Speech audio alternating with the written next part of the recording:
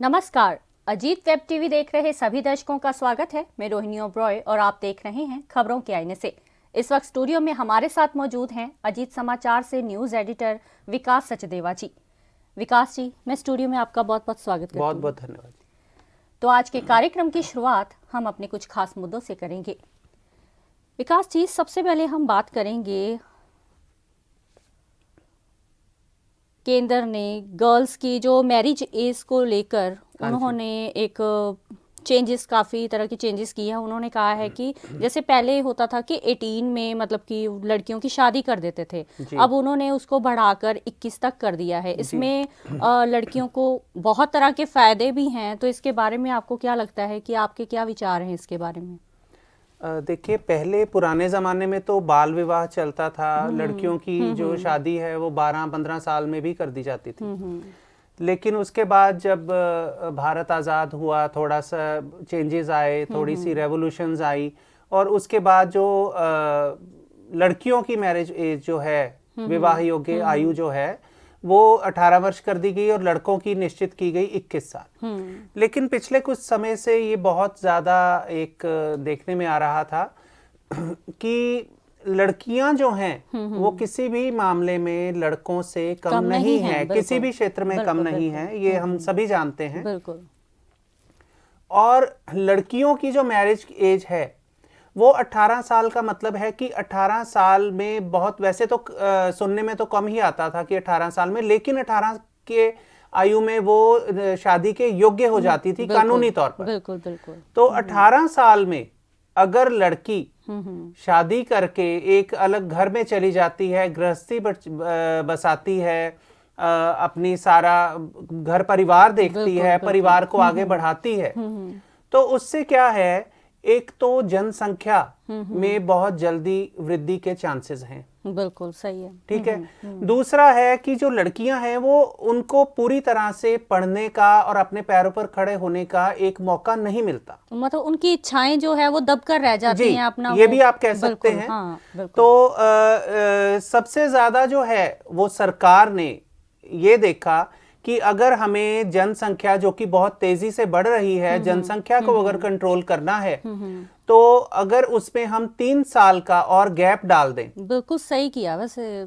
जी, तो 3 साल का अगर गैप डाल दें तो 3 साल में अगर जनसंख्या, अगर 21 साल के बाद लड़की की शादी होगी, उसके बाद वो अपनी घर गृहस्थी बसाएगी, बिल्कुल। तो नेचुरली उसमें 3 या 4 साल का अंतर आएगा और जो उसकी जनसंख्या बढ़ने की एक स्पीड है उस पर एक अंकुश लगेगा। बिल्कुल। तो उस तरह से सरकार ने जो किया एक सराहनीय कदम है, अच्छी बात है। और गर्ल्स को भी, लड़कियों को अपने पैरों पर खड़े होने का, अपनी इच्छाएं पूरी करने का पूरा पूरा मौका भी मिलेगा। बिल्कुल बिल्कुल सही कहा आपने। तो इसके साथ ही हम अपने अगले मुद्दे पर आते हैं। बात करेंगे किसानों के बारे में। बेशक कि किसानों का आंदोलन तो समाप्त हो चुका है, जी जी, पर जो टोल प्लाजा हैं, उसके बाद सबका यही था विचार कि टोल प्लाजा के जो रेट है वो दुगने हो सकते हैं, और हुए भी। इसको लेकर पंजाब में जो किसान हैं उन्होंने मतलब कि इसको लेकर प्रोटेस्ट शुरू कर दिया है। उन्होंने कहा है कि जो केंद्र सरकार ने जो टोल प्लाजा की 5 रुपीज़ थी वो 15 रुपीज़ कर दी, उसके रेटों को लेकर वो अपनी मांग पर अब अड़े हुए हैं। इसके बारे में आप क्या कहेंगे? देखिए, कहीं ना कहीं किसान आंदोलन के बाद, 1 साल पूरा किसान आंदोलन चला, तो किसान आंदोलन के बाद जो भी उसकी कॉन्सिक्वेंसेस थे, जो उसके प्रभाव थे, वो नजर आने शुरू हो रहे हैं। बिल्कुल। सबसे ज्यादा जो रोका गया वो थे टोल प्लाजा। टोल प्लाजा पर सब जगह पर, पंजाब में, हरियाणा में, दिल्ली के बॉर्डर पर सब जगह पे धरने लगाए गए। टोल प्लाजा बिल्कुल 1 साल तक खुले रहे, किसी ने कोई टोल ना दिया, ना कोई वहां पे लेने वाला फायदा था। हुआ इससे जनता जी, को। जनता को तो फायदा हुआ, लेकिन अब जनता को ही वो मार झेलनी पड़ रही है कि दोहरी मार। बिल्कुल बिल्कुल। कि टोल प्लाजा की तरफ से अब उनको लग रहा है कि 1 साल की कसर हम एक ही झटके में पूरी कर लें। जो सोचा जा रहा था या जो कहा जा रहा था वही हुआ। उन्होंने टोल प्लाजा खुलते ही बिल्कुल साथ में ही रेट बढ़ा दिए, बिल्कुल जो कि एक गलत बात है। बिल्कुल बहुत अगर किसान आंदोलन चला तो किसान कहीं ना कहीं इसके लिए रेट बढ़ाने के लिए जिम्मेवार नहीं है, किसान जिम्मेवार नहीं है, लेकिन किसानों को जिम्मेवार एक अस्पष्ट रूप से ठहराया जा रहा है कि ये किसान आंदोलन की वजह से जो हमें नुकसान हुआ है एक साल का, उसकी हम भरपाई कर रहे हैं। बिल्कुल ये तो गलत, तो ये गलत बात है। और उसी को लेकर जो किसानों ने अब आम जनता के लिए, पहले तो वो अपनी मांगों को लेकर अड़े हुए थे, लेकिन अब वो आम जनता को देखते हुए, उनकी मांगों को देखते हुए, उनकी सुविधा को देखते हुए वो फिर आंदोलन में कूद रहे हैं। और शायद रेल रोको भी आज था 20 दिसंबर को उन्होंने आहूत किया था। हाँ जी, बिल्कुल। तो इसी संबंध में मैं यही कहना चाहूंगा कि किसान जो हैं वो सिर्फ देश के अन्नदाता नहीं हैं, बिल्कुल वो आम जनता से जुड़े हुए हैं और जनता के बारे में सोच रहे हैं, सोचते हैं।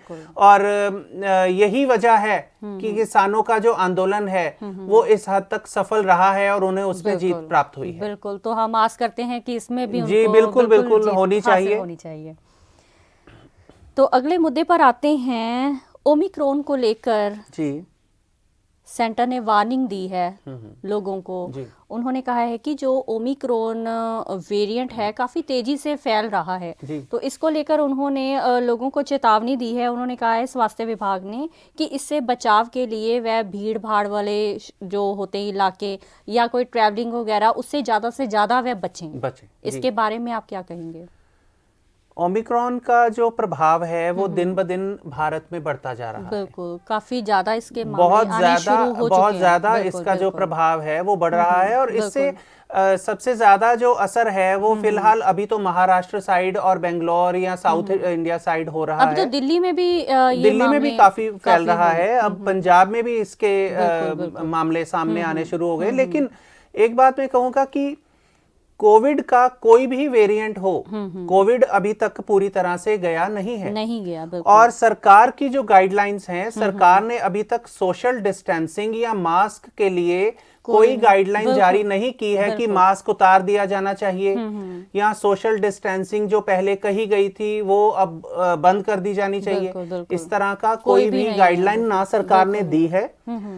और लोगों ने क्या किया है कि जो सरकार ने थोड़ी बहुत छूट दी है, सब कुछ खोल दिया है, उसको देखकर लोगों को लग रहा है कि अब तो सब कुछ नॉर्मल हो गया। लेकिन ये नॉर्मल नहीं है, बिल्कुल नहीं है, क्योंकि ट्रैवलिंग भी उसी तरह से ही बढ़ी हुई है। और जो भीड़ भाड़, ये बाजार वगैरह, यहाँ पे तो बेहद ही रश पड़ा हुआ है, बहुत ज्यादा। और संडे वाले दिन तो ऐसे लगता है कि सारी दुनिया ही घर से उठ के बाहर बाजार में आ गई है। कोई बाजार में फ्री में चीज, तो ऐसे लोग ऊपर गिर गए, शायद फ्री में कुछ लगा हुआ है।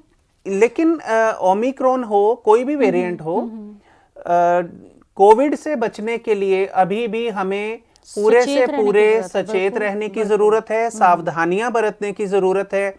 मास्क बहुत जरूरी है। मास्क लगाने से ही, हम सोशल डिस्टेंसिंग रखने से ही हम एक दूसरे को कोविड से बचा सकेंगे, खुद भी बचाव कर सकते हैं। बिल्कुल। और सरकार ने खास तौर पर कहा है कि अगर हम गाइडलाइंस जो हैं, जो मास्क लगाना या सोशल डिस्टेंसिंग या कंटिन्यू बहुत लंबी जो ट्रैवलिंग करना, ये सारी चीजों पर अगर हम थोड़ा सा अंकुश रखेंगे, ध्यान रखेंगे, तो हम तीसरी लहर से बच सकते हैं। बिल्कुल। तो हर बार की तरह इस बार भी हम अपने कार्यक्रम का समापन अपने आज के विचार से करेंगे।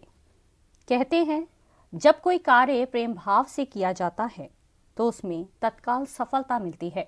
जी विकास जी।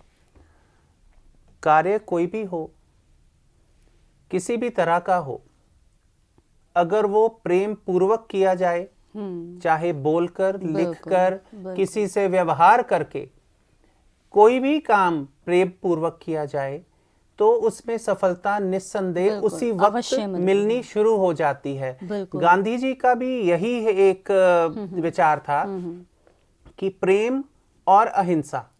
अहिंसा मीन्स कि जहां पर हिंसा नहीं होगी वहां पे अपने आप प्रेम आएगा। बिल्कुल। तो जिस काम में, हर काम में अगर आप प्रेम से करेंगे किसी भी काम को, तो उसमें आपको उसी वक्त सफलता मिलती नजर आएगी। बिल्कुल।